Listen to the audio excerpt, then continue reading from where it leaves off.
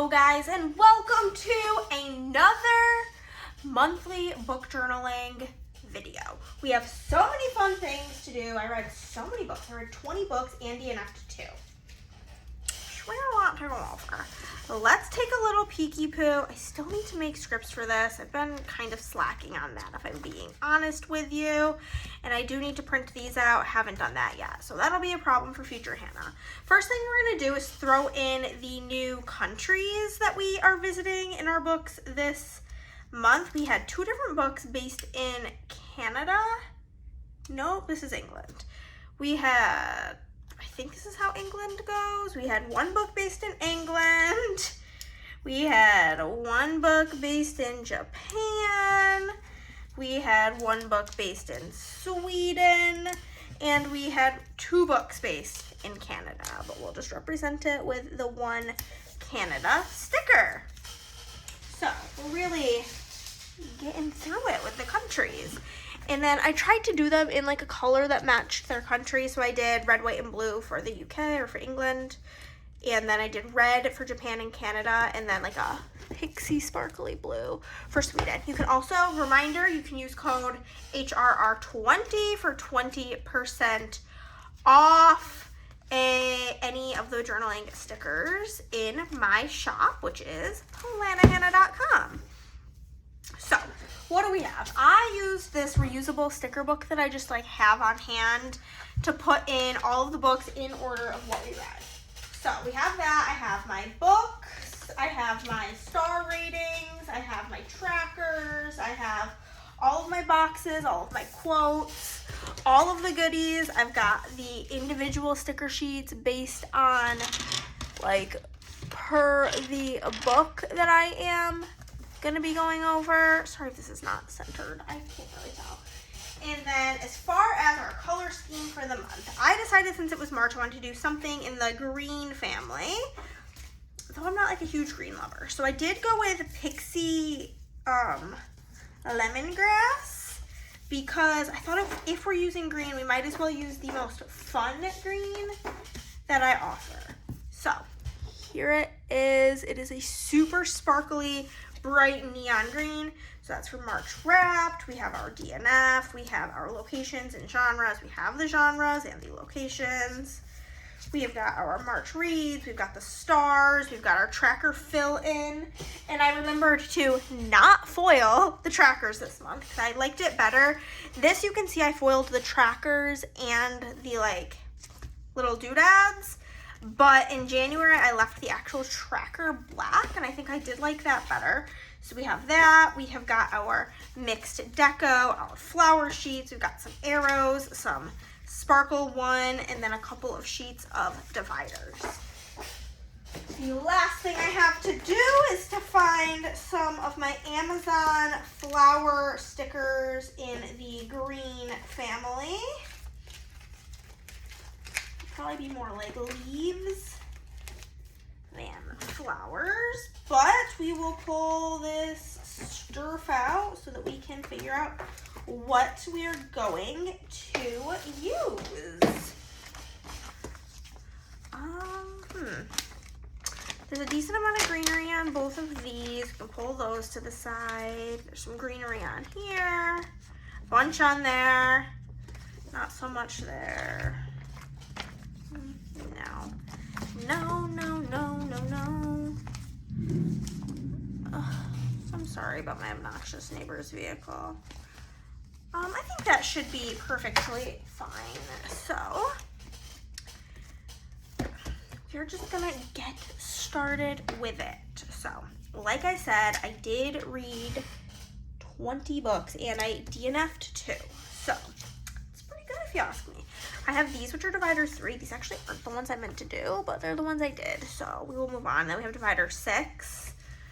Just gonna use them kind of interchangeably, like take one from one sheet, one from the other sheet, because I don't want all of like the same style on one half of the month. But because there were so many books read this month, I figured we will for sure be needing multiple sheets. Okay, then I'm just going to grab like a big foiled flower or floral piece from there. And then I think I'm gonna start by taking off these little green ones because these are like, I could get rid of this sheet of paper, which would be wonderful. Wonderful, wonderful, if you ask me.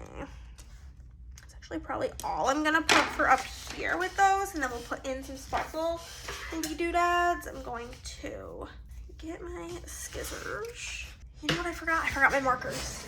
Okay, I moved all of my markers into a bin. So we will need those, of course. So now we're using these. These are Sparkle 1 in the shop, and there is 3 different sizes on the sheet. I'm gonna start with the biggest size and put them in. Also, I want to let you guys know if I seem out of breath or you're seeing me take a lot of drinks of water, my allergies are really, really bad. I'm filming this a couple of days after. I'm filming it on April 3rd.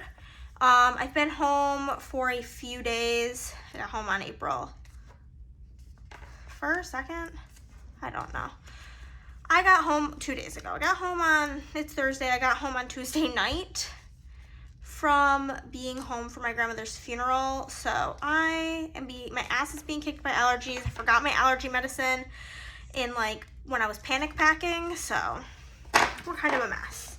But that is gonna be that. So we are gonna move into our first 2 reads of the month. We are just going to do a simple line down the middle separating these 2. The first one that we are going to do is that I did read You Shouldn't Have Come Here by Frida McFadden, and I took them off because I wanted to put them in order. Book cover stickers in my shop, you can get them either 1 on a page, 4 on a page, 8 on a page, or 10 on a page. And then they are formatted to fit you can ask for a different, like, they will automatically come formatted to fit SPC version 2, but if you have a different one you would like them to be formatted to fit, just ask and we will do it. No problemo. So for this, I think I'm gonna use this marker. It says it's like a forest green, but it looks like kind of like the blue color. I think that'll be perfect. So this book is featured in a Reading Popular Thriller Authors video. It's already up on the channel. Does not really fit so nicely, but that's fine. We will just, I meant to not have any white showing when I printed it, and I evidently messed that up. So in this book, we do have our main character. I'm horrible at remembering character names, so I do apologize. But she needs some time away from her life. So she is going to this cabin in Wyoming to do just that, to be away from reality and do whatever she thinks she needs to do. And with doing that, she does this like every year apparently, and she goes to this pretty remote cabin area, and the guy's kind of weird who runs it. She gets kind of bad vibes from him, but then they start flirting, and this book has really, really bad reviews, honestly. But I kind of liked it. I gave it 3 stars. I thought it was enjoyable. I understand my friend who I was reading it with DNF'd it because she couldn't get past like the romance bits of it. But I have read books that are romance mixed with thriller, so that did not particularly bother me.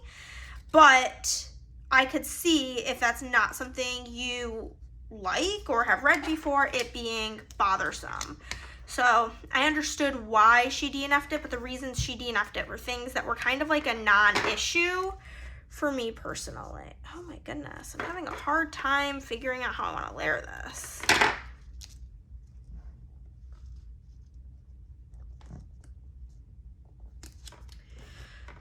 Okay, can I pull this up? Because it's really I should not have put the divider down. I shouldn't have done it. You guys should have warned me that I was gonna regret it. I should be able to use it still, so this should be all good. We'll just do this.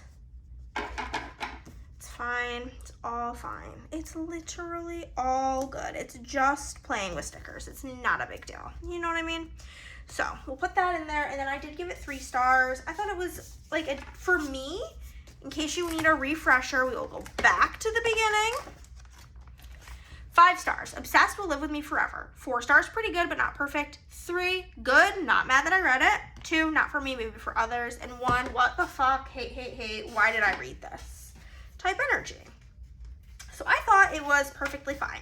The quote that I picked for this is going to be, which you can get a sheet of custom book quotes where you'll just tell me what size you want them to be, like the, I almost said the coordinates, the dimensions. And then you tell me the quote, and bada bing, bada boom, we get that for you. This is in font choice 2, and I'm going to give it 3 stars. The quote that I picked, though, is, there was something both beautiful and terrifying about isolation. It made you feel important and insignificant at the same time. So we're going to give this one 3 stars. And then in red foil, I do have the bloody deco, so we are just going to plop this all in here. And I swear these like themed deco sheets based on whatever book you are reading are what I think make my book journal look so nice. I mean, obviously, like, I think my book journal looks nice. If you think it looks like shit, don't tell me, because you will hurt my feelings. There's also a lot of beer drinking and like referencing to beer in the book, which is why I did the beer. But and then we have the cabin. And for all of like the photos and stuff that I print, I just go on Pinterest and look up stuff. What I do is, while I am reading the book, I keep a note in my notes app with the title of the book, the genre of the book, and where the book takes place, so that I am able to easily remember the details. So that is the first book that we read. The next book that we read, which is also featured in that exact same video,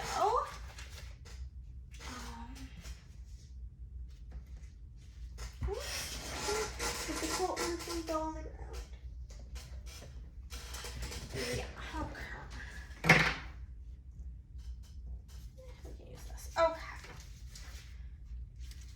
So the next book that I read is Saving Noah, which this book, check your trigger warnings, check your trigger warnings, check your trigger warnings. Lucinda Berry, the author, is a psychologist, I believe.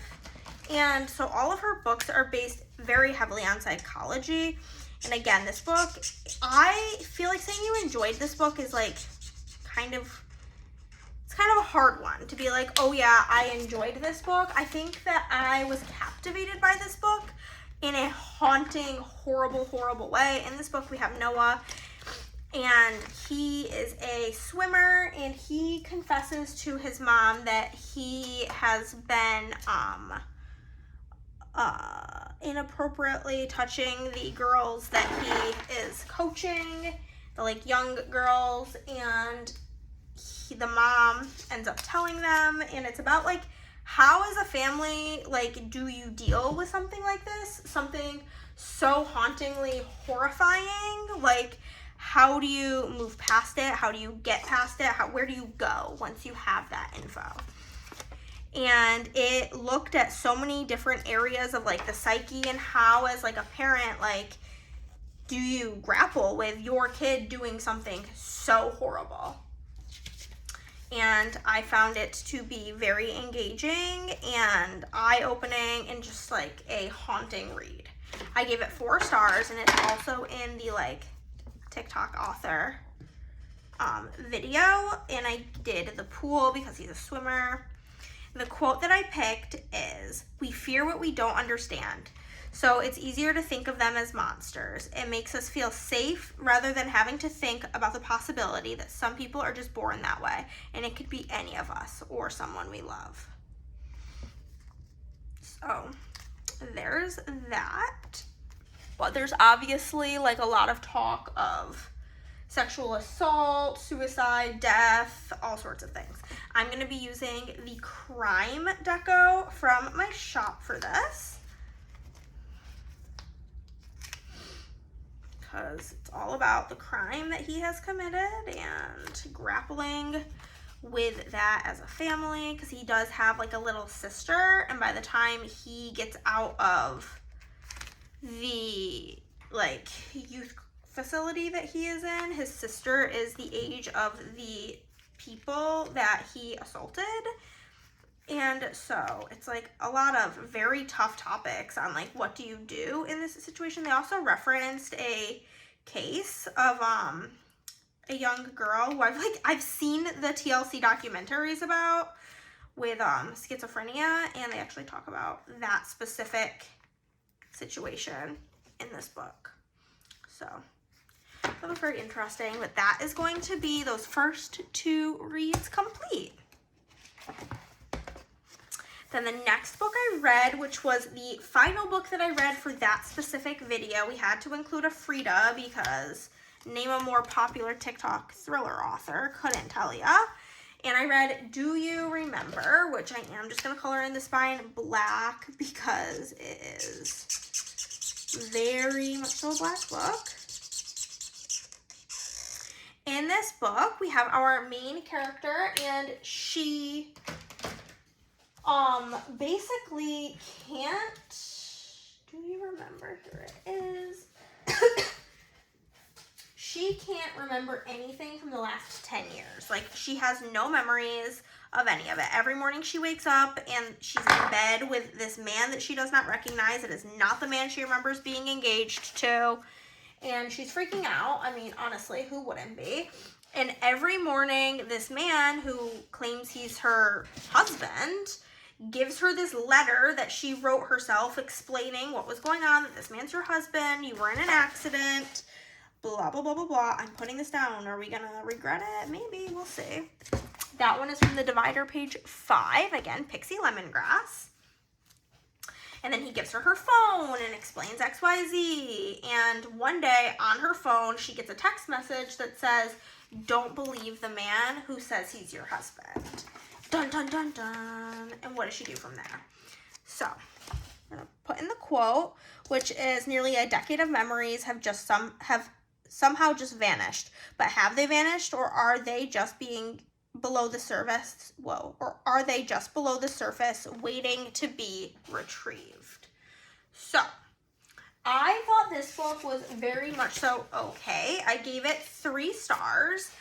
But I think part of my rating for this book is because I don't like the Groundhog's Day trope where, like, in this book, it's broken up into days, like day 1, day 2, whatever. And, like, the first, like, couple of chapters of each new, like, part of the book is very repetitive. She wakes up. She is scared. He gives her the letter. She reads the letter. He gives her her phone. He tries to make her breakfast. She hates the pomegranate juice. He gives her her phone. Like, it's very repetitive, and that's not something that I super enjoy. So her phone is a big part of this, and so is pomegranate juice. So those are the things that I printed out to put in here.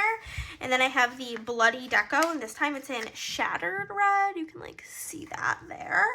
And since it's, like, a thriller, decided to use this. So it's not my favorite Frida. Honestly, out of all of her books, I would not really even probably recommend this one. I would just be like, yeah, read one of these others, XYZ, because this one's very mid-tastic. You know, it's just, it was fine. It did what it needed to do. I read it in one sitting, but after talking to you guys about it right now, unless I'm directly asked about this book, I don't think I will ever think of it again, because I have not thought about it since I read it. You know what I mean? So the next book is, we have one of 2 memoirs that I read this month, which I don't read a ton of memoirs. I just happened to this month. I also got into audiobooks this month, which I'm excited to continue on the journey with. But I read Becoming Free Indeed by Ginger Duggar Volo. She is one of the Duggar children, obviously. And this is her memoir, and I gave it 4 stars. When it comes to memoirs, I'm also using just the writer deco in Pearl because I didn't really know what else to use, if I'm being honest with you. But When it comes to memoirs, I pretty much always rate them a 4 or a 5. A 4 is like a middle of the road average memoir, and then a 5 is one that like I really think is outstanding. And for this book, I just thought it was fine. I wanted a tell-all, and in the prelude to the book, Ginger says, this is not a tell-all. I love my family. I still follow Jesus. So if that's what you're looking for, this is not the book for you. So she is very upfront about what this book is, and that is completely fine. It just didn't hit for me because it wasn't what I wanted it to be. You know what I mean? And I can't judge it too harshly for that.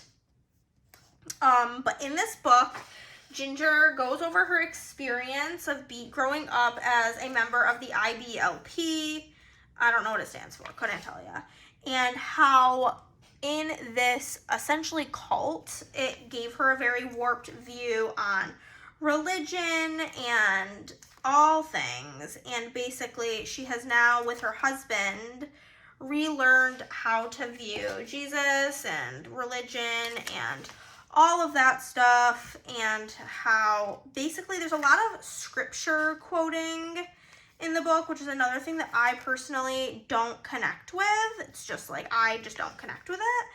But it made sense where she would put it. She would basically talk about a passage from the Bible and explain how she, growing up, was told to interpret it. Like, wasn't allowed to come up with her own interpretations. They were just told by Bill Gothard, this is what it meant, and how damaging that was to her, and how now as an adult here with her own ability to think and comprehend, how she views those same passages,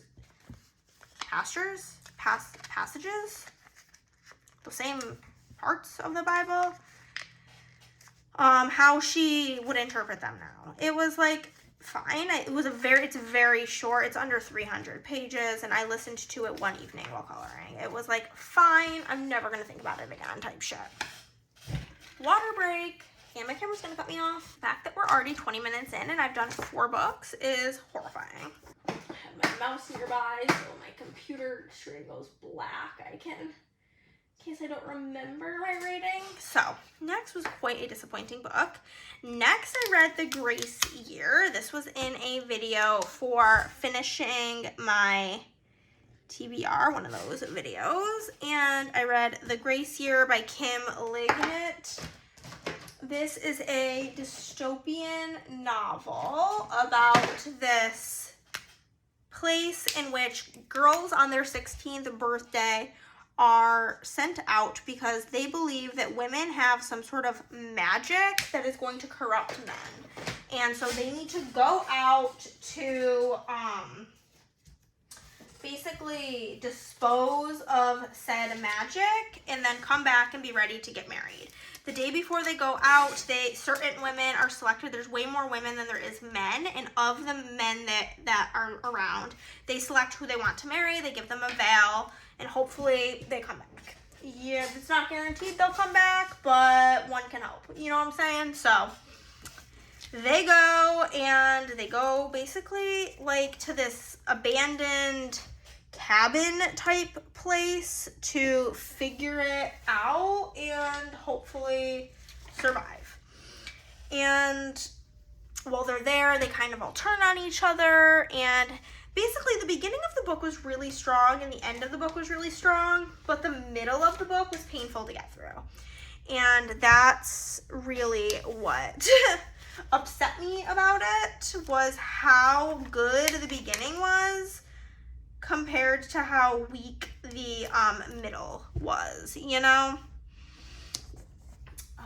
So there's that. The quote that I selected says, "It feels like freedom, but we know that that's a lie. This is how they break us, how they take everything away. Our very dignity, and anything we get in return feels like a gift." And then there's like a whole thing about these red flowers. So throw that in there. And then basically the cabin that they're staying in gives camping energy. Like they have to build a fire and find food and all those things. So I have the camping deco. It doesn't like super make sense, but it makes sense enough for me. Put the mountain because they have to go on like a hike to get there. We'll do the hiking boots. And it like, it's just, it was like fine. It was so promising. The beginning was so good. Oh my God, I forgot to put in the rating. The rating. This is also in my finishing my TBR video. And I have the unpopular opinion because this book is pretty highly rated on Goodreads. It has over a 4. The average rating is a 4.12. The average rating is 4.15. And I gave it a 3. So there's that, but I was quite disappointed in it. I really enjoy a dystopian book, but this was just not it for me, unfortunately. So I'm just gonna go in now with a bunch of the dots that come on this sheet. These sheets all have either dots, sparkles, or stars to add in as little decorative bits.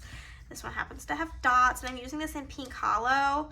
Honestly, I have a bunch of small, like, quarter sheet sized pieces of foil cut, and I just went with whatever was in the right color scheme that I already had cut. So I'm not being wasteful, because whenever I make stickers for myself, I always feel like I'm being wasteful, even though, like, I'm not. It just feels that way. So there's that, and we'll just maybe throw this here and call that a day. That was followed up by reading A Man Called Ove, I almost said Otto, by Frederick Bachman. And I was going through it with my reads here, you guys. I was not having very good reading at this point in the month. My rating for the month was not very high. It was like a 3.5. And I did give A Man Called Ove 3 stars, which I do feel like is kind of a controversial rating for this book. But one big issue that I had with it was the fact that Ove was in his 50s. Like, he was around my dad's age when he really gave, like, super old man, like 80-year-old energy. And, like, when I was telling my friend Christy about this, because she is a huge lover of A Man Called Ove. I also looked up A Man Called Ove fan art, and here is what we've got for that. So I will pop that in. She was like, oh, I didn't realize he was, like, that young. And I was like, yeah, and that's, like, part of my issue is, like, his age. And she was also kind of, like, put off by it upon learning his age. But, you know, that was, like, one of the biggest issues I had with the book, was that he was, like, 58, I think. So in this book, you have Ove, and he is a grouch-tastic dude. He is miserable. He hates his life. His wife recently died, and he wants to join her, essentially. And throughout the book, you have a bunch of flashback chapters to him meeting his wife, him growing up, all of those sorts of things. But the flashback chapters were so long and boring that it really took me out of the story.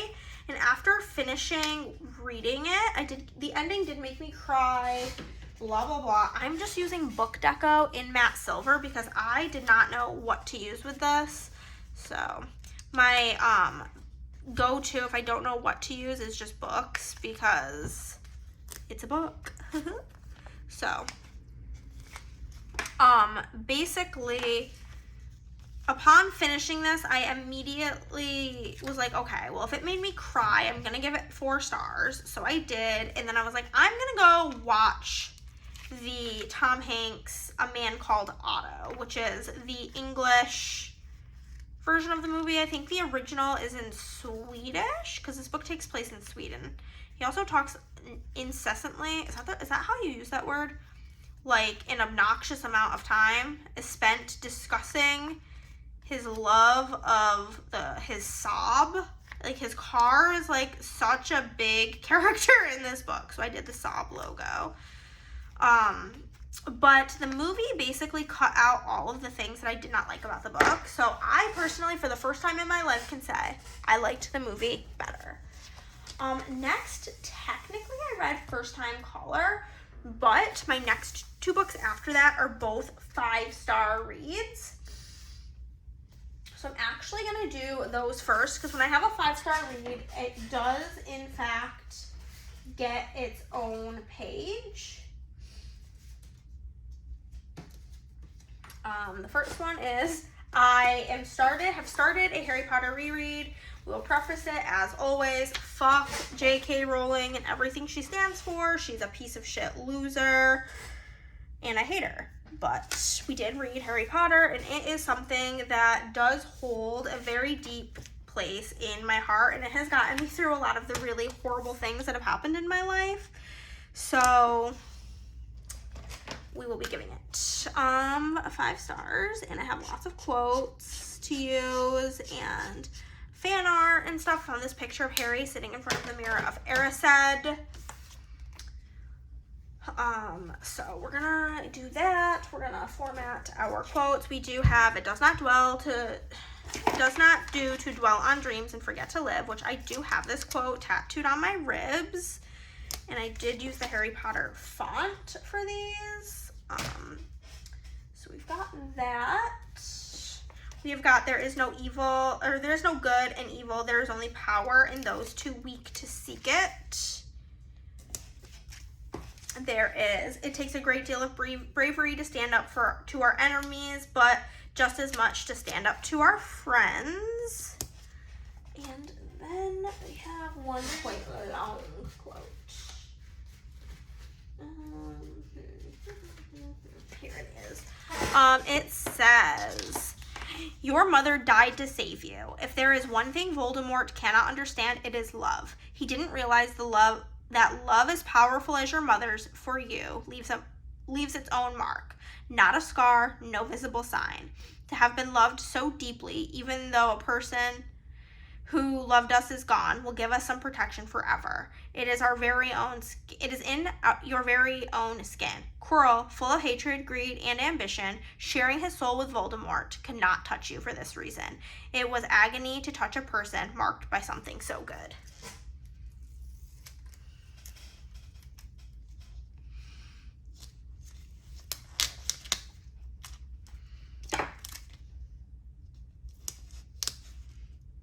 Oh my goodness. Struggle bus. Hello? Trying to not do this diagonal. There we go. Okay. So I will put this quote in first since it's so long. It's going to take up so much space.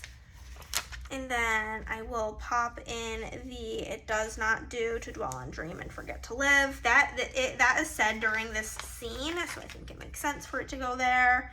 "It takes a great deal of bravery," can go there. And then we'll pop in the "there is only power in those too weak to seek it." And then I will pop in the book cover right there. We'll pop in our rating, which is, of course, a 5-star. And I do have the Wizard crafting deco in gold, confetti gold, to go with this. I am personally a Gryffindor, but there was a lot of brown on the cover of this book, so I thought that the gold would go nicely. And then I have a bunch of like Harry Potter themed deco, like fan art to throw in here. I do think that this is fluffy, maybe a little bit too big to actually use anywhere. That's fine. That's fine. A gigantic golden snitch, which I do think I can put in like that. Will look really cute. We've got a chocolate frog. We've got some birdie bots, every flavored beans. We'll toss in a wand up here. I think it could be cute, as well as Harry's glasses.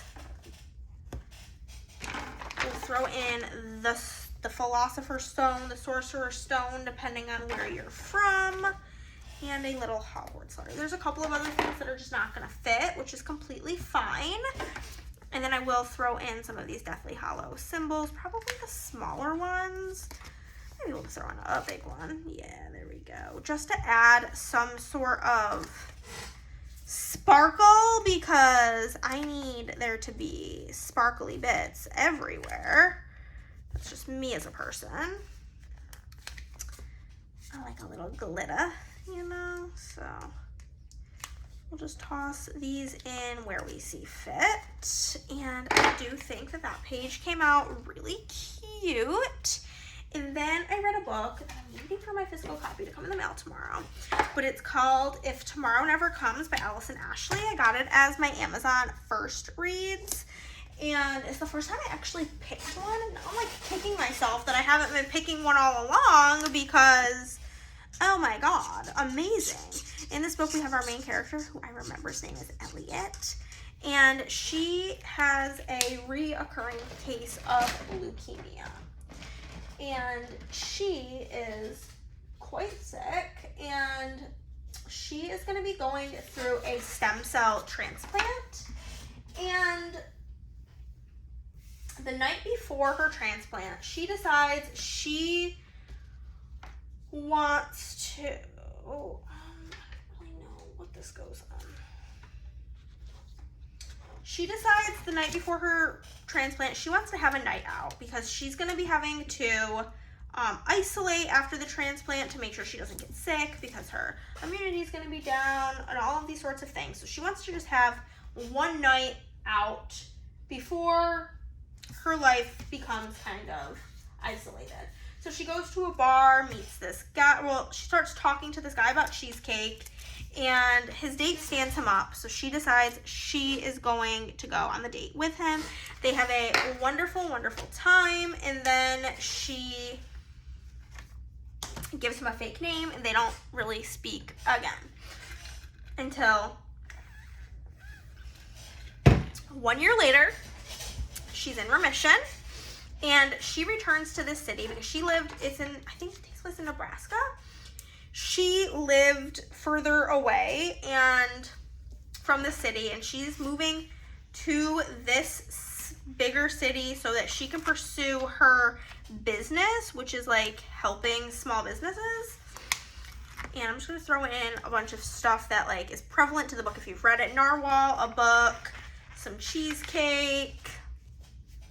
We've got the leukemia cancer ribbon. I'm going to throw in our quotes, a coffee cup, and some flowers. But so when she's moving there, she reaches out to her nurse from the hospital and is like, is there any way that I can get in touch with my donor? I would really like to meet her. And she's like, well, as it come to turn out, like, I know the girl who donated to you and she would love to meet you as well. So they meet up for coffee. I don't know like how legal that is, but I'm reading books for pleasure. I don't really care how like logistically that makes sense or not. But they meet up to get coffee, and her name is Carly, and she invites her to go to dinner with her and her friends at a bar, meet up with them so that she can make some friends. Because she doesn't know anybody in this new town. And she's like, oh my God, that is so kind of you. Absolutely, I would love it. And then they go to the dinner, and it turns out that Carly's boyfriend is the guy that she had that wonderful night with before she had her transplant. And yeah, it goes from there. And it's just amazing, and it made me cry so many times. 5 stars. Oh, why did I give Harry Potter 4 stars? That was weird. It's 5. It was my first new book 5-star of the year, because Harry Potter obviously is 5 stars, but it is a reread, so it doesn't count as like shocking, and it's not as like exciting as getting a new 5-star. The quotes I picked is, you can't have an honest, worthwhile conversation with someone else if you haven't been truthful with yourself, and we all need one person we can be totally vulnerable around and not worry about being judged. And then I'm going to use the doctor doodles in coral because she was in the hospital and she was sick, and that was a big part of the storyline. And it's just so good. And like Barnes & Noble, my Barnes & Noble doesn't have the book because I wanted to get it in person, but no, they didn't have it. So I had to order it off of Amazon, and had I known that was going to be the case, I would have pre-ordered it so I would already have it. but I had all these intentions to go buy it physically, and here we are. Here we are, unable to do that. So I'm just gonna throw this all in here and then throw in our stars. But this book is just so good. I want to pick up all of Miss Allison Ashley's backlist. I actually have since picked up, I think I found one of her books at a half price books, but I want all of them because the writing was so captivating and I just ate it right the fuck up. It was so good.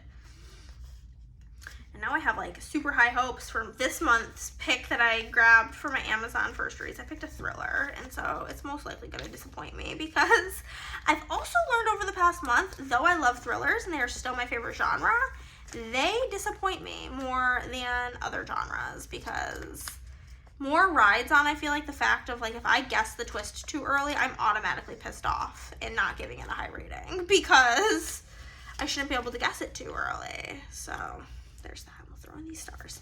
So that is If Tomorrow Never Comes. So we're gonna backtrack because before both of these books, I did read our book club pick, which you can watch the video of reading the book club picks. It's its own full video on the channel.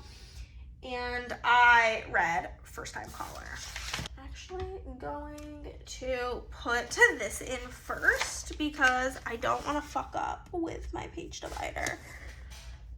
And I actually have the fancy Afterlight exclusive edition of the book, so that's exciting. But I did end up giving this book 4 stars. I thought it was pretty good, but I thought it was entirely too long.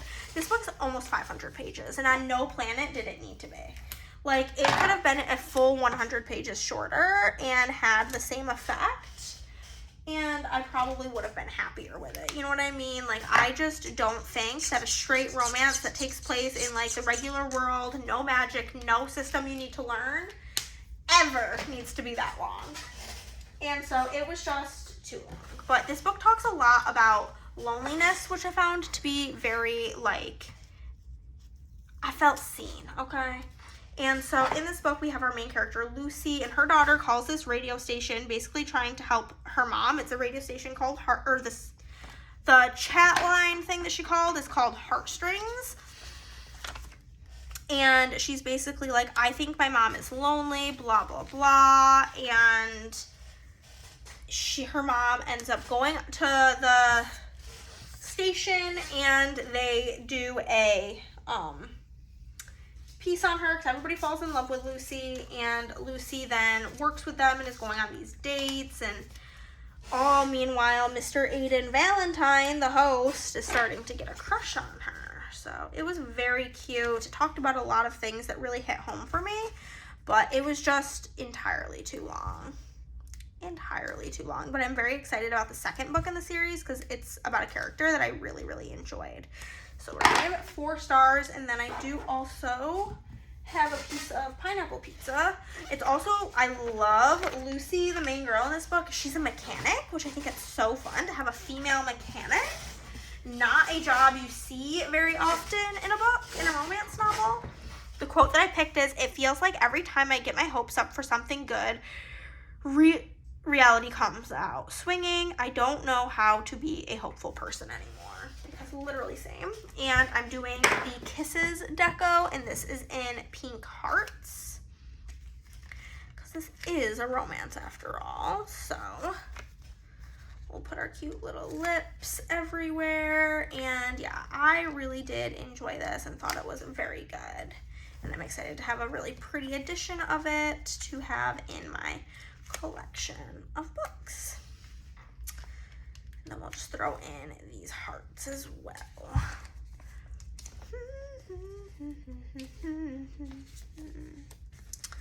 If you guys read it, also my book club is always linked down below, and it is very low commitment. If you do not like the book that we're reading, you don't have to read it. Our book for April is Tell Me What You Did by Carter Wilson. It is a thriller, and I'm very excited about it. I've been very excited about it for I had suggested it last month, and it did not win the poll because we do vote on the book. And so I'm excited it won this time. But also, this is in its own video. This is in a video coming out later this month about me reading arcs. This will be in a video that comes out whenever I finish the whole series. And then these two I already went over were in my finishing TBR video. The next book was also an ARC that I read called Crash Landing by Annie McCabe. I gave it 3 stars. It's a very Hallmark movie. Like, it just gave Hallmark. In, like, not the best way. In, like, it was, like, fine. It was very cheesy. Basically, we have our main character. For some reason, I want to say her name's Piper, but that could be a lie. And her best friend is getting married in the Bahamas, and it was like her best friend was like her next door neighbor growing up. Everybody in the neighborhood, they were all like only children and like bestie pals. And then her cousin Wyatt came to live with them. Her cousin Wyatt came to live with like her best friend, and Wyatt broke her heart, basically. Basically, he broke her heart, and it's a whole situation. And then she's at the airport catching her flight to the Bahamas. Something happens. The plane ride gets canceled, and she runs into Wyatt at the airport. I don't know what I was doing sizing wise on this because this is not fit anything that I have.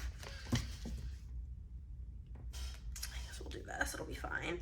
And Wyatt, I think is his name, essentially is like, well, I have a plane license, and oh my god, okay, different reading there, and I'm borrowing a plane, and I'm flying there if you want to come with me. And she's like, well, I guess I don't really like have any other option, so I guess that's just simply what we're doing. So it is what they do, and the plane crash landing, obviously. So the plane crashes, and they are now stranded and have to survive until somebody comes to get them. And it's basically about them. It's second chance romance because they've dated before, and yeah. It was like fine. It was fine. I gave it 3 stars. I'm not planning on picking up a copy of it, but I'm not mad that I read it. And the quote I picked is, or maybe you haven't stuck around long enough to give anyone a fair chance. We are gonna grab my star rating, which was a 3. It was good, like I said. Nothing to complain about. Not mad that I read it, but just not memorable. It was written like a Hallmark movie. And then for my deco, I do the travel deco because they were traveling to the Bahamas and they crashed on an airplane. I'm using the love of my life, Pixie Rose, for this, of course. Throw in the airplane because duh. They do reference their luggage a lot, so we can throw in the luggage. That makes sense. And then they talk a lot about reading books, so that's why I have the books there. But yeah, it was like a cutie pie fine read. If you're looking for something quick and easy, I don't know if it's gonna be like, if it's on like Kindle Unlimited or something, you don't have to pay for it, I would say pick it up, but I wouldn't like go buy the paperback. If I'm being like so completely for real right now, I just wouldn't. I did not like it enough for that. But hey, that's just me. I need a drink. So that is Crash Landing.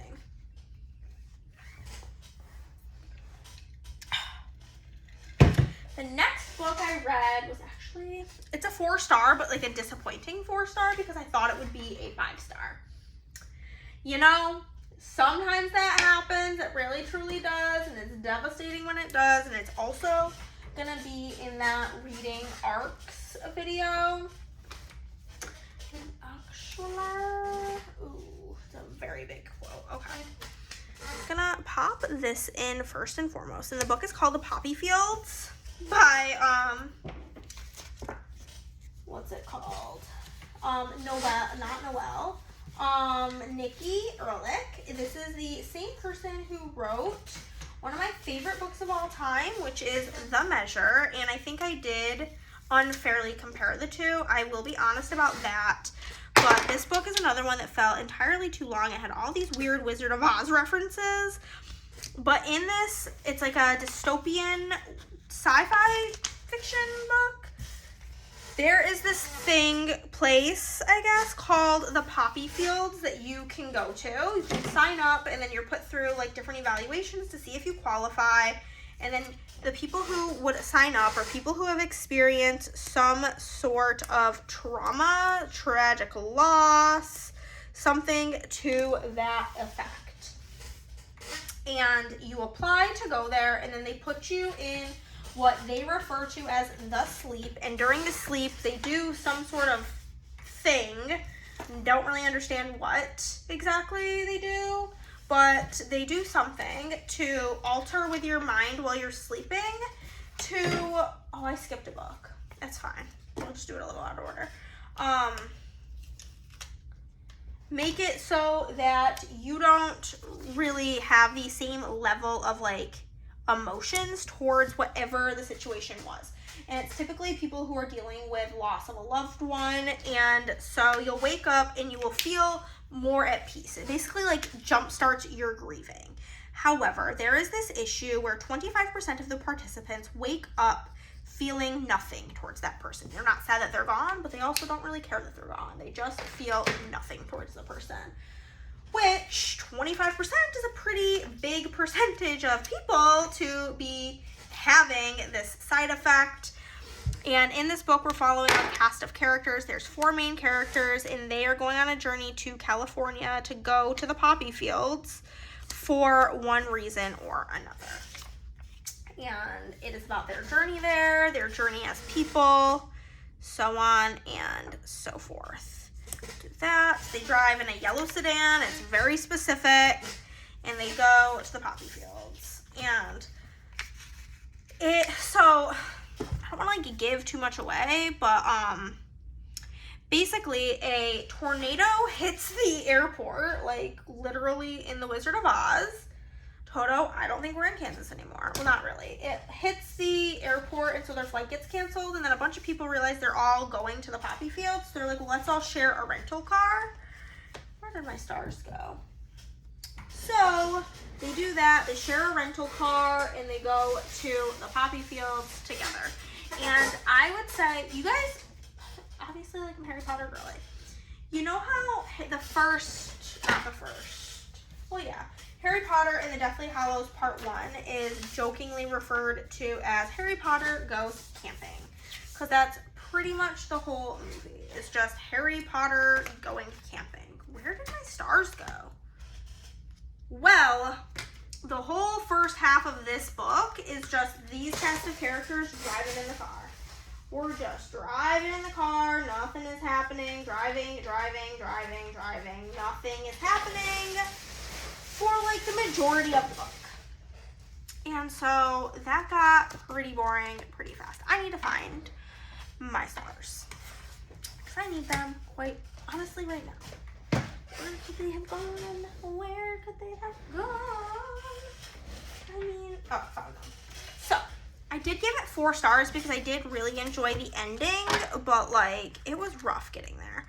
And then the quote that I selected, which I had to like get out my Kindle and find my highlights because there's no quotes for this on Goodreads yet. They wear red pajamas during the thing, so it looks like this is what they look like, simply. Losing someone, it's not like a sickness or a temporary rough patch you're trying to deal with. Even if you sleep for 2 months and wake up and feel less awful, the work isn't done. This doesn't end. This is the rest of your life. There's not getting over.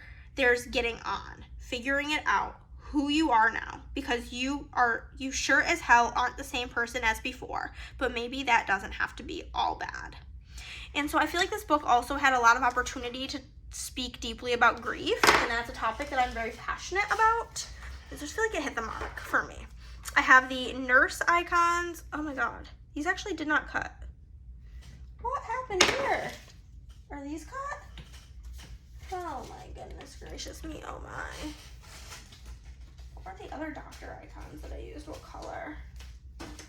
Oh, I think I used all of them. Okay, well, we're just gonna grab the deco that I have here, the mixed deco, which is fine because this is like pretty much all filled in anyway. I was gonna use the doctor deco, but I did have an issue where all of my machines crashed and I must not have caught that issue. with that. So we are just gonna throw in some mixed deco in the Pixie Lemongrass, as that was like the color that I'm using for the month, and throw this in to fill in some of the dead space. And honestly, you probably at the end won't even be able to tell that an issue occurred here. Yeah, nobody will know. How are they gonna know?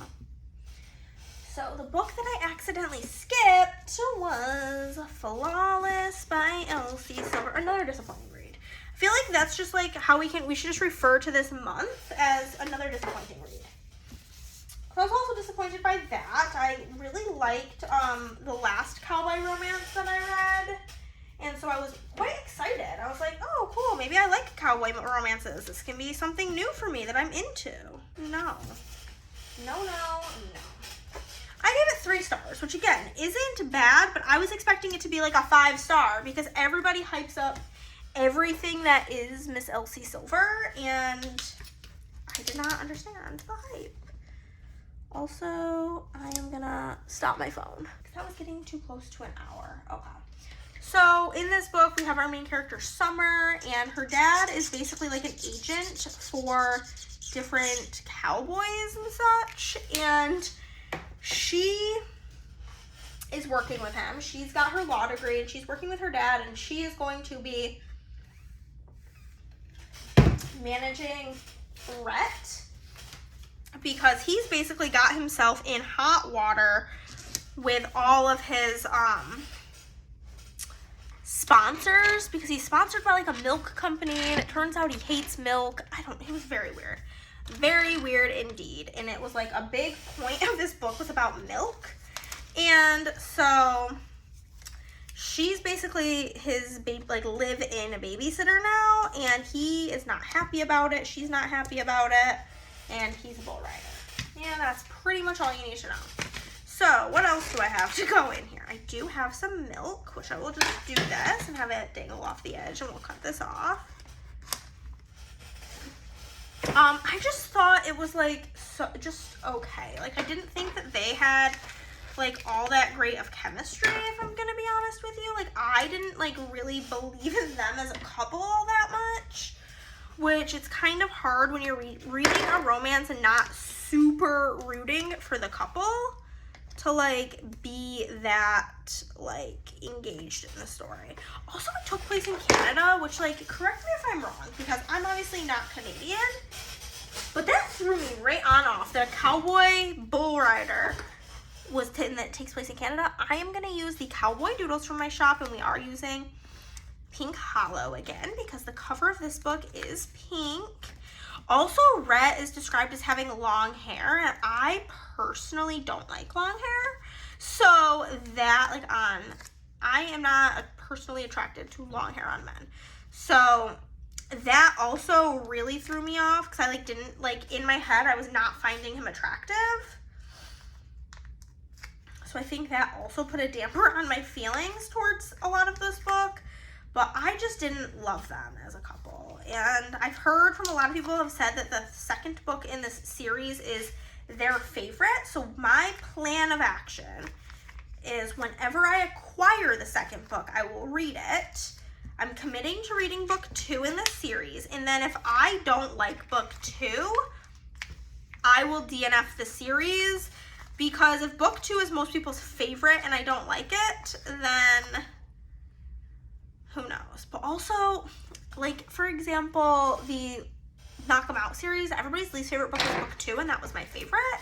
So, this looks so good. So the quote I picked is, if this were my last moment alive, how would I want it to be? So that's that. Then that is in a finishing my TBR. Nope. This is in my Tattoos Pick My Reads book video. Then I read Tales of the Cafe, which was for my reading books I've been avoiding video, which, spoiler alert, I've been avoiding these books for good reason. I did give this 2 stars, and I have since decided to DNF the entirety of the series. Put this up a little bit higher because I don't have all of that much for this one, and I have quite a bit for the book underneath it, because the book underneath it was nearly almost a 5-star. So this is the book 2 in the Before the Coffee Gets Cold series. And in this series, it's basically, there's like an underlying cast of characters, and that's where my issue comes in, because I am not smart enough to remember who is who. There's like so many characters that there's a map in the, like, there's like a relationship, like family tree map in the beginning to remind you who goes where. And that's too much for my pea brain. That is way too much for this pea of a brain that I possess. So I can never keep track of what's happening with this like side, like underlying, you know, like when you watch a sitcom, there's like a running story. I can't keep the running story straight. But this is magical realism, and essentially there is this cafe in Japan where you can go, and there is this magical seat where when the ghost lady gets up, you can sit down and have a cup of coffee, and there's all these rules you have to follow, and you basically can go to any point in history at the cafe, but you have to, like, you have to finish your coffee before it gets cold and come back to, like, the present time, or something bad happens. I won't spoil it for you, but that's essentially, like, the whole premise of the book, and I just want it to be sadder, and I want to care more than I do, and I just don't. And I find the books to be so boring, so I'm just done with them, you know? Like, life's too short to read books that you don't like just because you feel like you're supposed to like them. I forgot to put my rating in for this, so we will add it in now. Where do we want to put it? I guess here is fine. Give it 3 stars. 1, 2, and 3.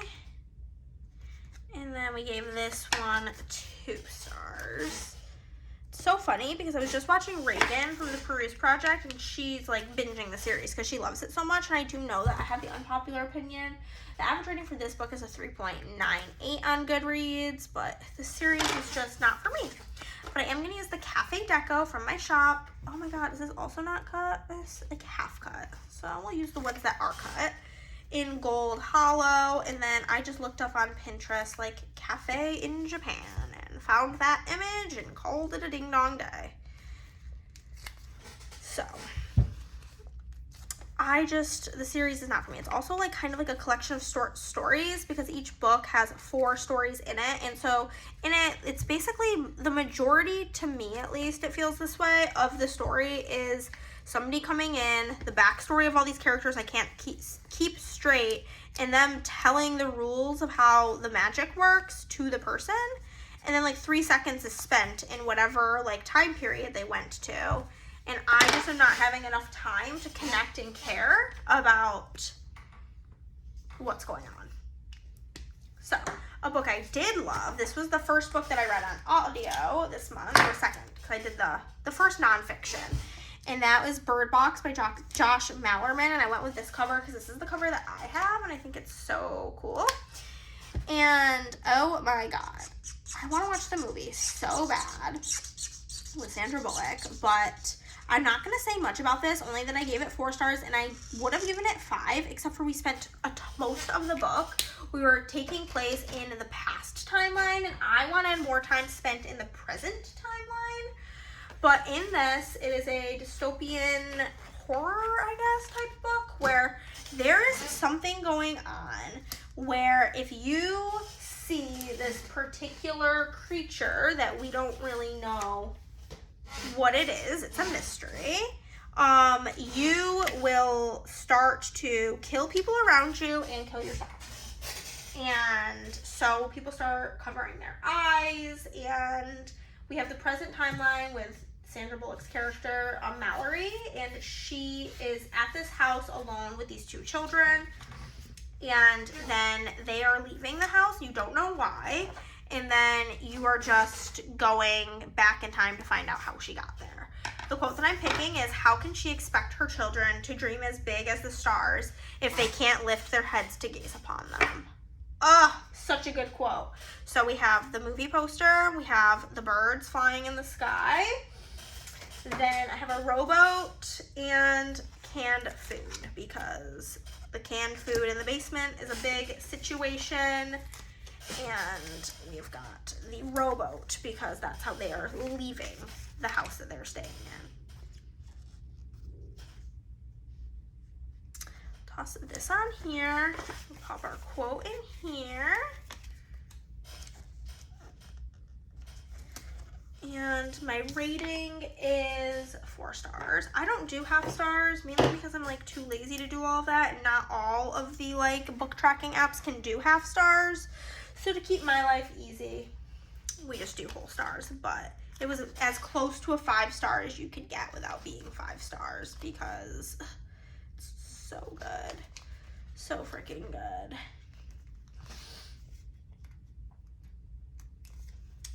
I think we only have 6 books left and my DNFs, and oh my god, we have so much more to do still. I'm gonna try to go a little bit quicker. So I do have the Bloody Deco and Shattered Red that we are gonna throw in all about here.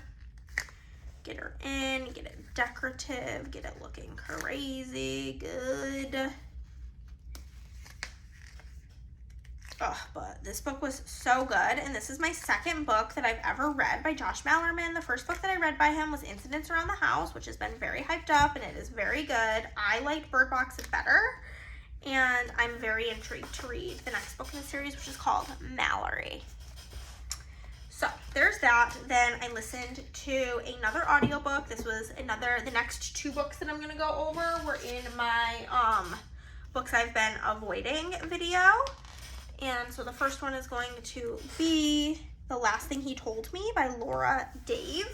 In this book, we have our main character, Hannah, and she is married to this dude, don't remember his name, and he basically like disappears and leaves her with nothing but a letter that says protect her. And she knows that that is in reference to his daughter, Bailey. And Bailey hates her, basically, and he leaves Bailey just like this huge bag of money in her school locker, and it's about them trying to figure out what's going on. And it was like, okay, they literally mentioned that Bailey has purple hair, I think 4,000 times. So that was really annoying to me. The quote that I have for this is the terrible thing about a tragedy. It isn't with you every minute. You forget it and then you remember it again. Okay, there's that. And then as far as fun little doodads, Hannah is a woodworker, which I do think is quite an interesting job. I obviously like a job with like a woman having a interesting job situation. And then I literally have a girl with purple hair because it was referenced so many times I couldn't not.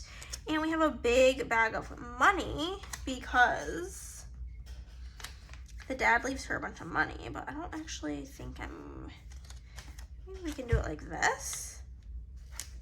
Sure. I didn't like this book enough to be that worried about it. You know what I mean? If this was like my favorite book I read, then I may be more like, no, I want it to fit perfect. But I just like didn't really like it all that much, so I don't care that much. Okay. So we'll throw in our quote. I gave this book 3 stars. It was completely fine, and there was just nothing spectacular about it. Again, I listened to it on audio. I listened to the entire thing in one sitting while I was working. It was pretty quick to get through. Didn't mind it, and yeah. I wouldn't like overly recommend it, but if the premise sounds like something you would love, then I would say it's good. I lost my stars again. Why do I keep doing this? They're on the floor. Ugh! Put that in up there, so we'll just toss in 3 stars. 1, 2, and a 3. Perfect. I love it. And then I have the mystery deco in winter green. I feel like it sounds like there's owls hooting out there, which is really obnoxious. So we'll just toss in. Ouch. I just stabbed the shit out of myself, but there's definitely like owls hooting out there and I do not like it. I think owls are very creepy. So just toss in a bit of that deco. And then the next book is this book. Again, I gave 3 stars. I gave the other one from this video 2 stars. This was the most most highly rated book from that video, because the next book we're going to be talking about is Finley Donovan is Killing It, which I know these books are really highly rated, but I gave it 2 stars. I have to be truthful. I cannot lie. One must not tell lies. So I won't lie to you. I didn't like it. I didn't think it was good. I don't want to read a single thing else in this series. I went into it kind of already knowing that I don't particularly like a cozy mystery. I've read a handful of them throughout my time, and none of them ever rate higher than a 3. But I just didn't like it. I did not like Finley's personality. I did not like the situation she was getting herself into. I just did not like it. And that is my truth, unfortunately.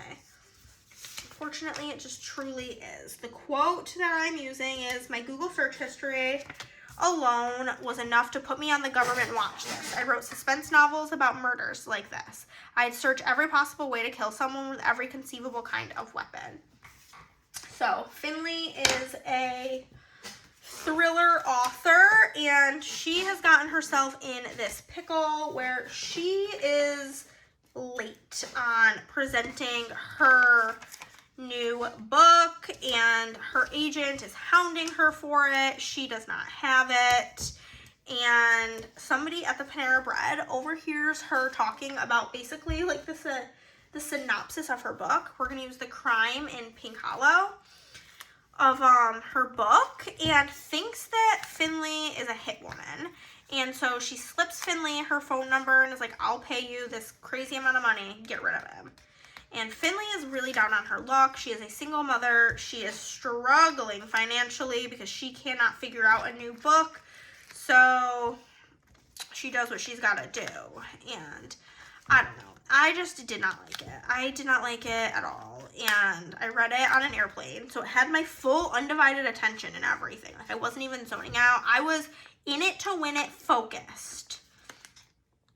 And I wish I wasn't, because I hated it. And it was one of those books where, like, it is so highly reviewed. And what's the average rating on this one? A 4. And people love it. The series is so beloved. I was like, I'm missing something. There must be something really crazy that happens.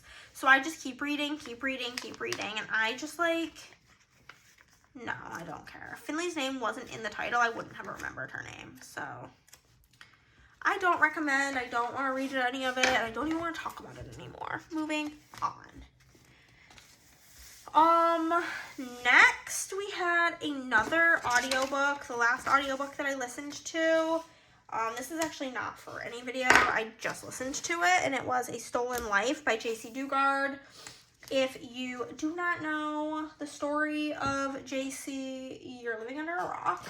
But essentially, she was abducted in the 90s, I think, the early 90s, and she was held captive for 18 years.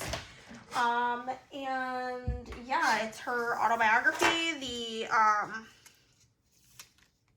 narration is done by her, which is so fucking brave. Like, holy shit, what a human being that she, like, not only told such a horrifying story of her life and, like, put that out there for people to judge and to listen to, but she narrated it, and oh my god, it brought me to tears. It's just horrifying. The quote I have is, "I learned in therapy that no is a complete sentence." And then I am going to be using The Crime in Pearl. And for little doodads, I have a pine cone, which is on the cover of the book, and you learn the importance of it throughout the book, as well as a kitten, because her captors do keep getting her pet kittens throughout the book. I gave this 5 stars. This was the type of memoir that deserved the 5 stars. It deserved the full 5. It was next level, heartbreaking, and just like, I'm sure JC doesn't want to constantly hear, "Well, you're just so brave," but like, truly so brave for telling her story to the world. and she went through some horrible things. She has 2 children by her captor, and it was just very heartbreaking to hear her tell the story. And she tells it so, like, matter of fact, like, this is just what happened. And the guy that did all of this, he was had already been in prison, was on parole for being a sex offender. And yeah, it's very short. It was available right away on Libby. So you should, if you have a library card and you have the Libby app, you should be able to just listen to it. Oh my God. Heartbreaking. Heartbreaking. Heartbreaking. But very, very powerful. And it's just like horrifying the way that like there were parole officers constantly coming to this house where she was being held in the backyard, and like she was not found for 18 years. Ugh, it makes me sick to my stomach, honestly. But hey, it was a book that I read. It was very captivating. Like, I don't want to say I enjoyed it because like there's nothing to enjoy about that story, but damn. So then we did read The Friend Zone by Miss Abby Jimenez, and this book was another one that was quite close to a 5-star. It was a 4. It just didn't give me that 5-star feeling. But in this book we have our main character, and she is helping plan her best friend's wedding, and her best friend is a firefighter, and so is her fiance. And then there's this guy who is the male main character, and he moves to this particular town to switch to this fire department because it is where like his friends work. And he and our female lead do not start out on the best of foot. And then they end up having to work together to plan this wedding, and they become friends. He starts helping her because she has a business making luxury dog stairs because she has a little Yorkie, and so that's her like gig, and her carpenter quits, so she needs somebody to help her make the stairs. He volunteers and then ends up they're like friends. She has a boyfriend who's in the military and he is deployed. And I'm not going to tell you anymore because I don't want to spoil anything by accident. So there is that. We have our firefighters. I'm going to toss in the Yorkie. I'm also going to toss in our quote because it's kind of a big boy. Actually, possibly going to be moving this a little bit down, which will be fine. The quote that I have is, "I like that you don't do that guy thing where you try and solve all of my problems. Guys do that sometimes. We just want to complain. That's it. We don't want advice. We just want you to listen, and you're a good listener." So cute. But I loved their chemistry. It was so believable. And a big thing in this book is that our main character is with her fiance, even though she's not like obsessed with him, because or her boyfriend, not fiance, because she thinks that they're perfect for each other because he does not want kids, and she has suffered her whole life with a lot of fertility issues and is going to be having a hysterectomy. So she won't be able to have kids. And then, so that's like a big topic, especially because the male lead really wants kids. So it's a big point of topic for the book. I do have the Kisses in Blue tie-dye. But I can't wait to read the rest of the books in this series. This is a 3-book series, just like the Part of Your World series. And with the Part of Your World series, book 1, though I loved it and gave it 4 stars, it was by far my least favorite in the series. So if you're to tell me that this has the potential to be my least favorite out of all the books in this series, then I can't even fathom what the other ones are going to bring. But I thought this was super duper good. And like I said, it just didn't give me the 5-star feels. There was one specific thing that if it didn't happen, I think I may have given it 5 stars. There's one thing that happened in this book that was kind of like, not like an eye roll, but like this book had like the power to like do certain things and make certain statements, and then the happily ever bookish thing occurs and it made me mad. But anyhow, that's The Friend Zone by Abby Jimenez. Then I read Chef's Kiss by TJ Alexander. And this book was really good. I do think it unfortunately fell victim to the fact that I read it over a lot of days. Most books I read either 1 day or 2 days. And I find whenever I read a book over many, many days, I tend to like not care as much about the characters or what's going on. I'm less invested. And I think that's what happened here. In this book, we have our main character. Her name is Simone. I do remember that because I just finished this recently, within like the last week. And she is a like recipe developer for a magazine. However, magazines are not really in style. They're not really doing too well. And so they're trying to move to a more digital age, and they've hired a new kitchen manager named Ray. And Ray is really good at like the online presence. After Ray accidentally becomes a viral YouTube sensation, they're forced to work together, and Simone's very type A, very bossy, doesn't really want to work with anybody, but she doesn't really have a choice because she has no idea what she's doing. So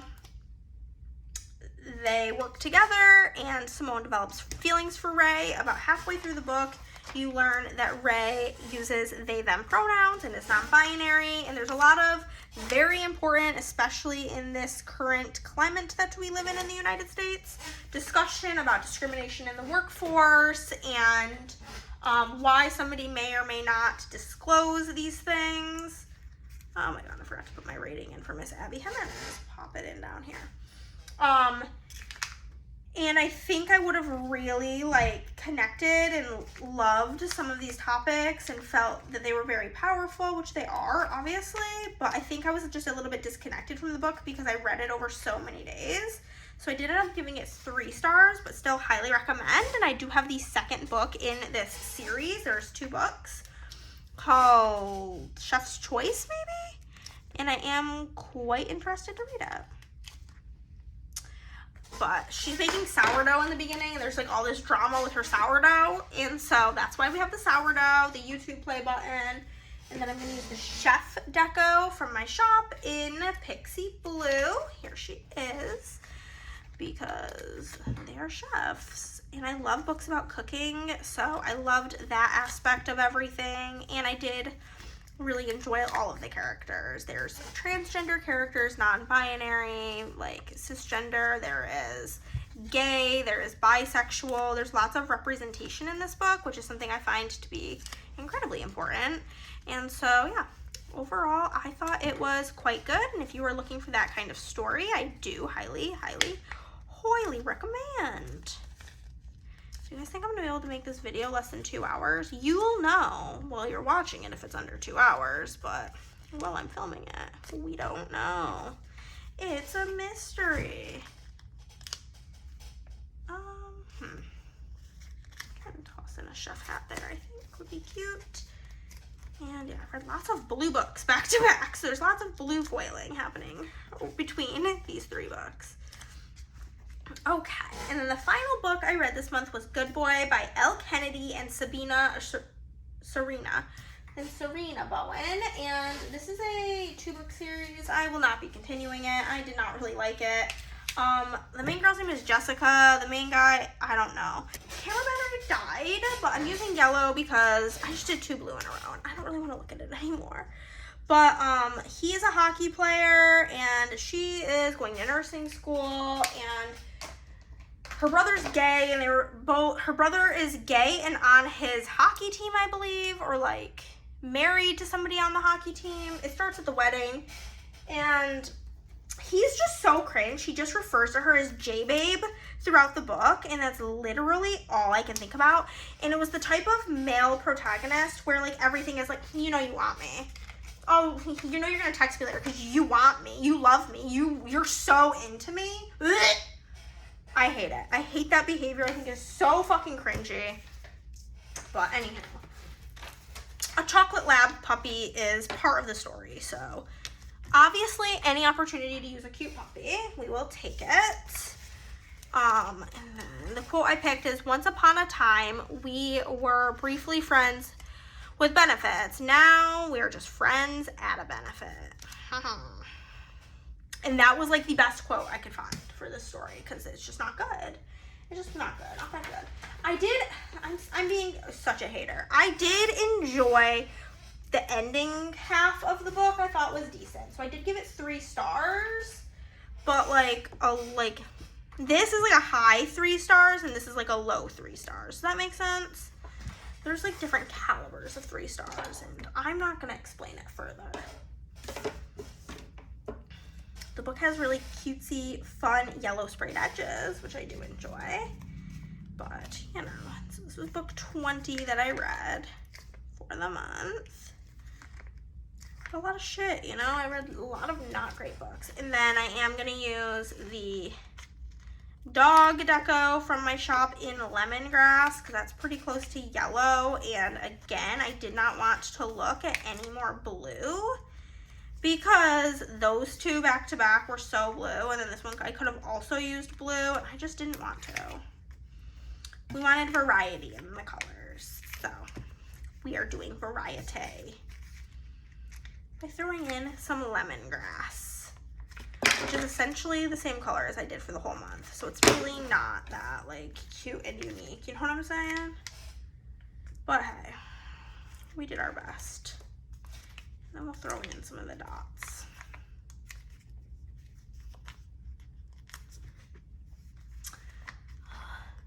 I'm very paranoid from my January video that something's not recording. So I feel like if you see me like hunching and looking up, it's because I'm looking up at my phone to make sure that's still recording. Okay, so now we will move in to one of our ending pages, which is going to be our DNF page, because we did have multiple DNFs this month, which is really unfortunate. But it's a mixed feeling because I'm proud of myself for actually DNFing, because that is something that I do struggle to do. I often feel like I have to continue it even if I don't like it because, like, well, I've already committed some time to it, blah, blah, blah, blah, blah. No, that's not the future. That's not the reality we live in. So DNF. We're going to use this because it's kind of like thicker to take up more space, because all that's going to go on this page is our DNFs. So that, where did my flowers go? Here they are. We will toss in that and this, and then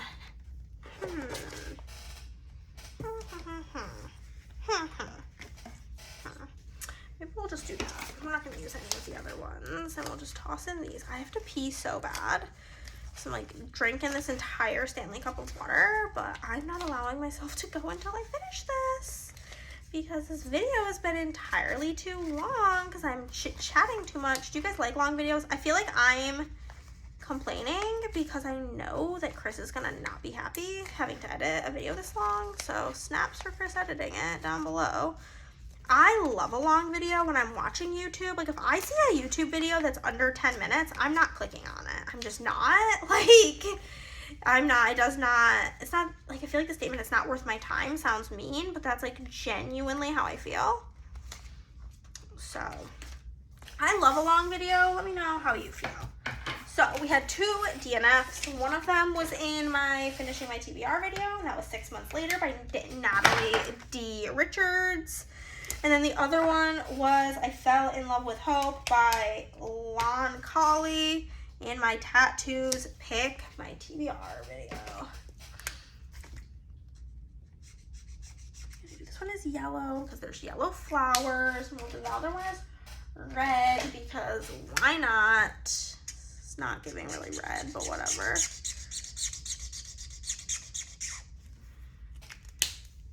These are my DNFs.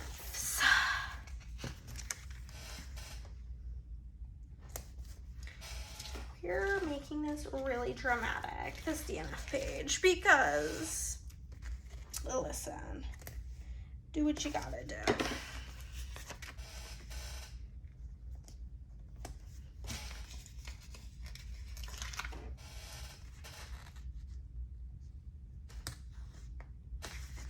Okay, and then we will fill this all in with stuff. Donde está my tweezers? Here they are. I'll do one of these for each of the cities. Like I said, this page is a little bit dramatic, but hey. We're just going for it. We're just doing the do here. I'll toss this in here. We're giving them their flowers. We're giving them a time to shine because they're being swiftly kicked out of my household. You know what I mean? So like, we're gonna honor them for this moment in time.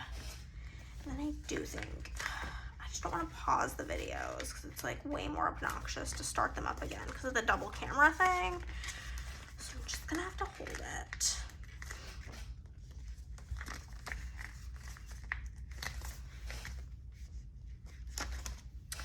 Then we will do some of the little tiny sparkles. Add some of these doodads in here. I will admit, I do like the dots more than I like the sparkles, which I'm saying that, and the dots are like the worst thing in the world to like make because they take so long to cut, but I like them exponentially better than the sparkles, but I already had these sparkles cut and I'm trying to not be wasteful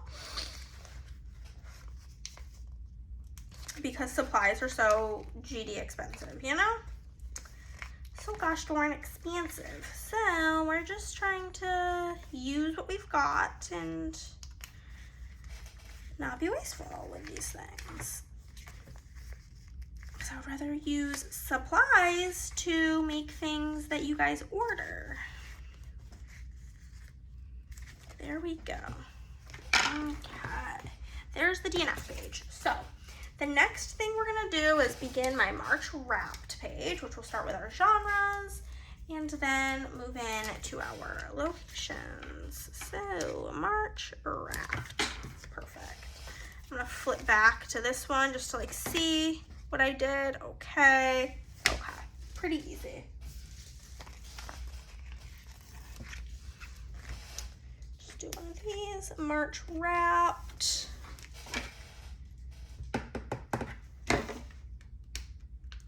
Grab one of these leaves and one of my floaters, and then some of our mixed deco.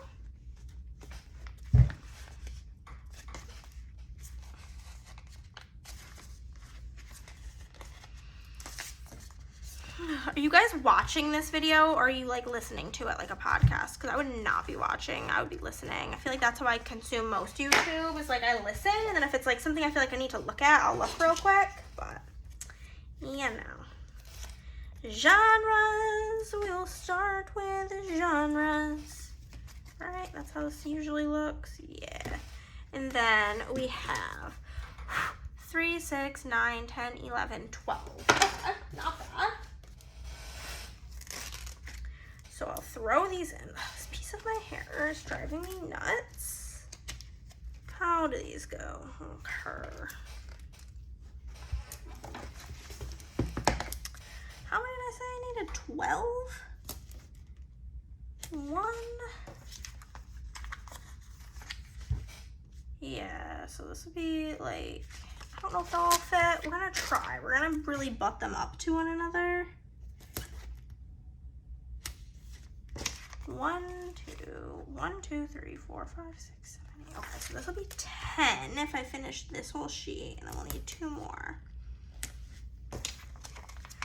If I don't, honestly, I may remove a genre. Like, it just might have to happen because I'm not putting 2 on a separate page. It's just not the reality that I'm living in. It's just not. It's just not.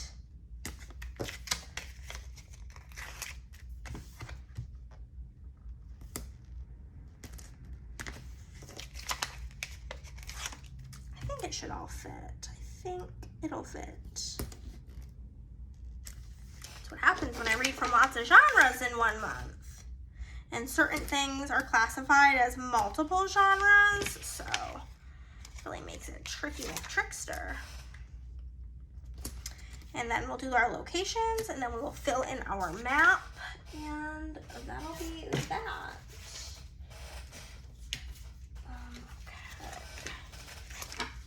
Should be it. should fit perfect.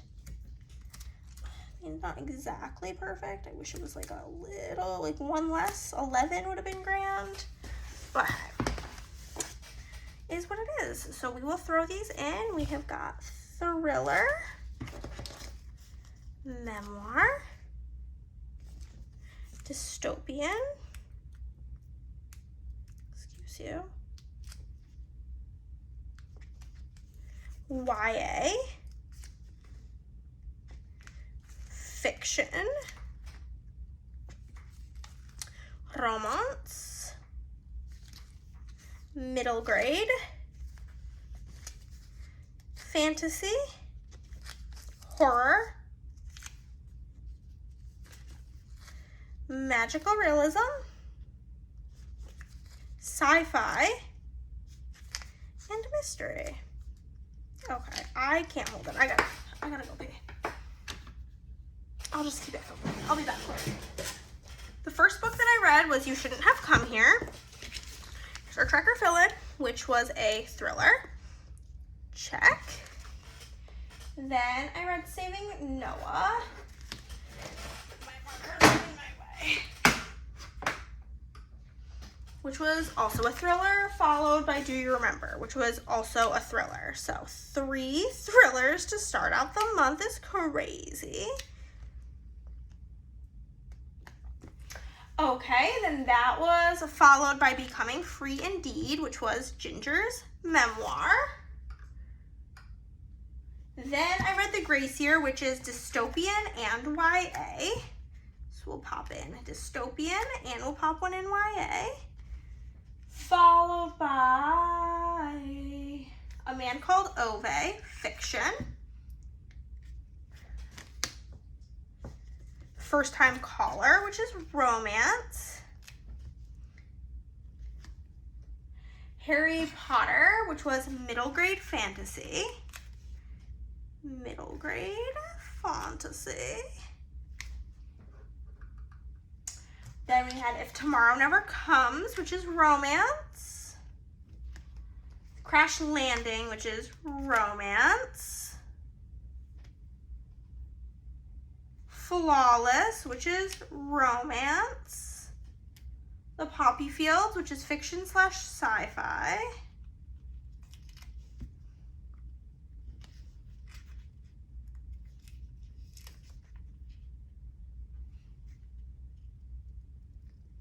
Tales from the Cafe is fantasy / magical realism.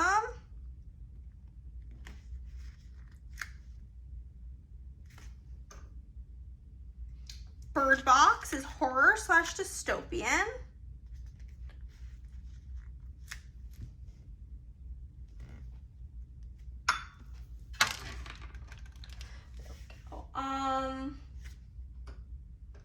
The Last Thing He Told Me was a thriller.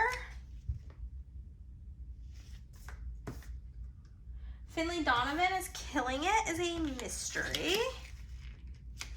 Nothing thrilling about that. And then we have A Stolen Life is another memoir. The Friend Zone, Chef's Kiss, and Good Boy. 3 more romances. Very romance heavy month, and I will admit I am currently feeling burnt out on romances. I'm reading another romance currently and not rushing to get to it because I'm feeling burnt out. Okay, and then next to the phrase genres, we will just toss in some deco.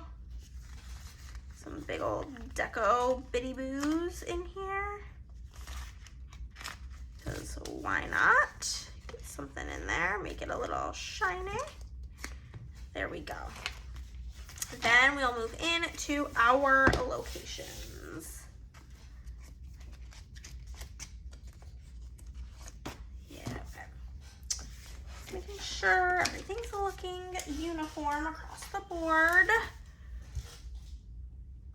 Locations, and then for that we have 3, 6, 9, 10, 11, 12, 13, 14, which is exactly as many of these as I have, so works out great. And I think we're gonna have to butt them up real close again to get through it in one page, which is my like overall preference. Like I would prefer it to all fit on one page. So we're gonna do what we can to make it happen.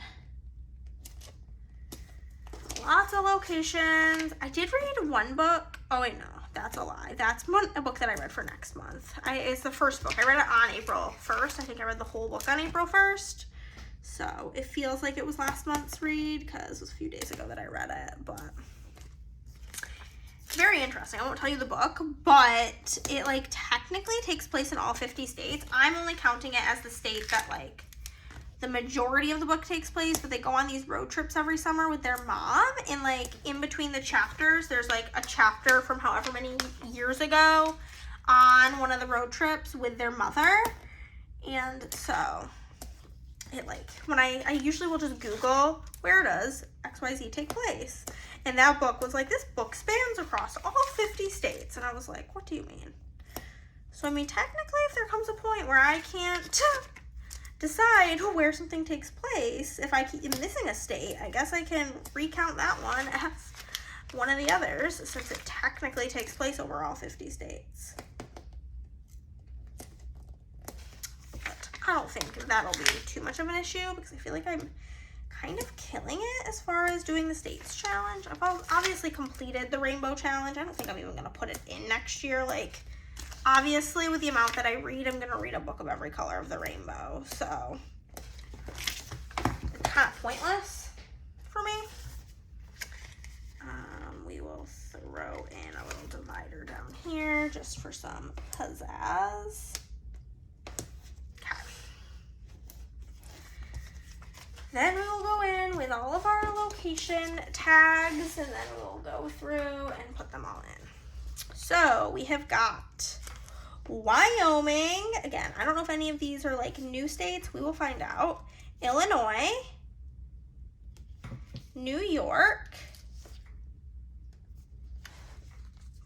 Arkansas, fictional place or unnamed, Sweden, England, Nebraska, Canada,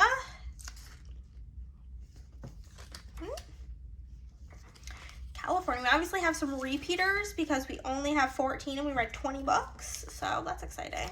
Japan, Michigan, Texas, and Virginia. I feel like last month pretty much every state was just one. I gotta go back and look because I'm nosy. Was there any duplicates? No, every state was only one. So we're at least having some variety. Our first book that we read was You Shouldn't Have Come Here, which was in Wyoming. Saving Noah was from Illinois. Do You Remember was in New York. Becoming Free Indeed was Arkansas. The Gracier was a fictional place. They never said where it was taking place. A Man Called Ove was in Sweden.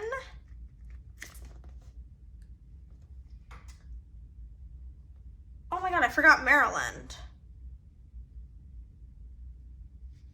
Fuck a duck. Fuckity duckity do. Okay. I will make something for Maryland here, but just know there is one in Maryland. First time caller. That's my bad. I will put that in there later on, and I'm so mad at myself. I did that last month too. How do I suck so bad? It's like I had one task and I couldn't even get that together. Whatever. So First Time Caller takes place in Maryland, and then Harry Potter takes place in England, obviously. If Tomorrow Never Comes takes place in Nebraska. Crash Landing, it's in a random island near the Bahamas. Flawless takes place in Canada. The Poppy Fields takes place mainly in California. That's where they're heading at least. Tales from the Cafe takes place in Japan. Bird Box is in Michigan. The Last Thing He Told Me takes place in both California and in Texas, 50-50, so we'll pop both of those in.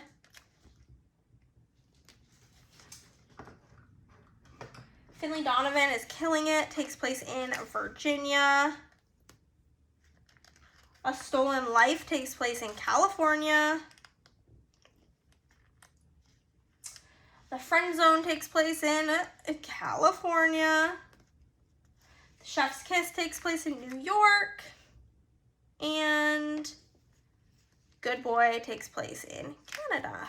So that's fun that there's like some that we visited multiple times, and then I will add Maryland in the bottom.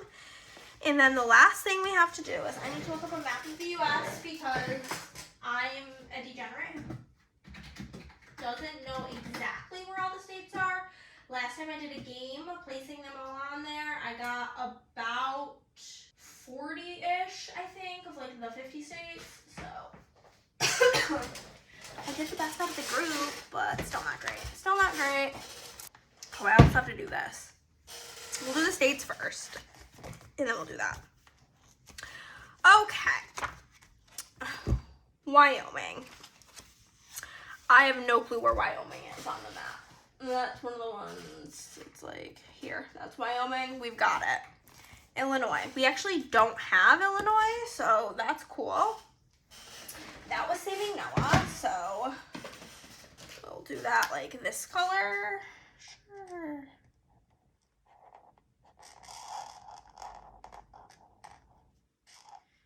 If you don't know, my mom's side of my family is from Illinois, so I have a lot of family that lives there. Okay, one new state so far. New York, we obviously have Arkansas is right here above Louisiana. Another new one. What color should go there? I don't know. It's all kind of just like a mess. We'll just do this.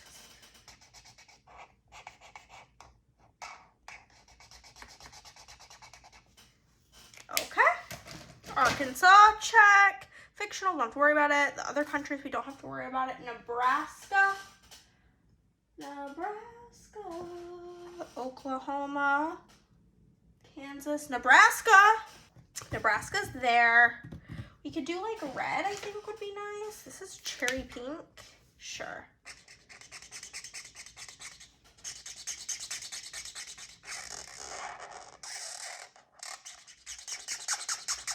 Check. Another one checked off. Canada, don't have to worry about. California, done. Michigan.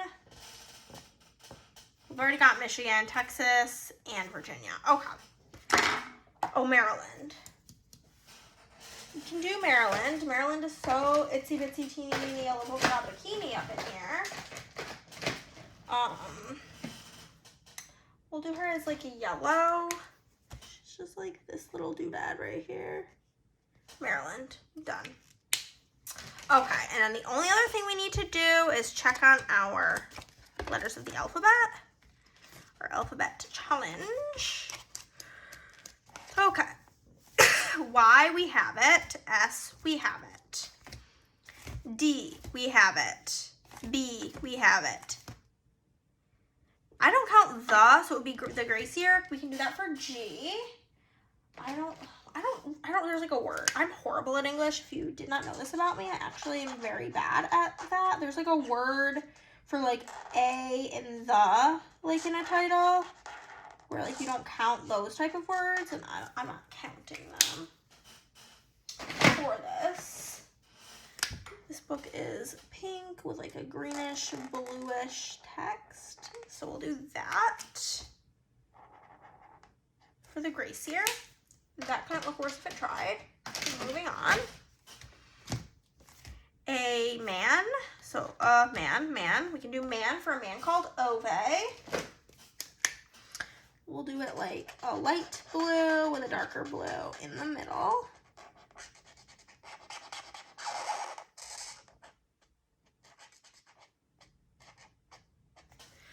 X is gonna be really hard. I do have a book that starts with Q that like all else fails. I'll read it. It's called A Quiet Tenant. So all else fails, I have that, but I don't have anything that's like an X is in the title. So there's that. L, M, H, we have it. I, we have it. F, we have it. C, we don't have C. Very interesting. We can do Crash Landing for C.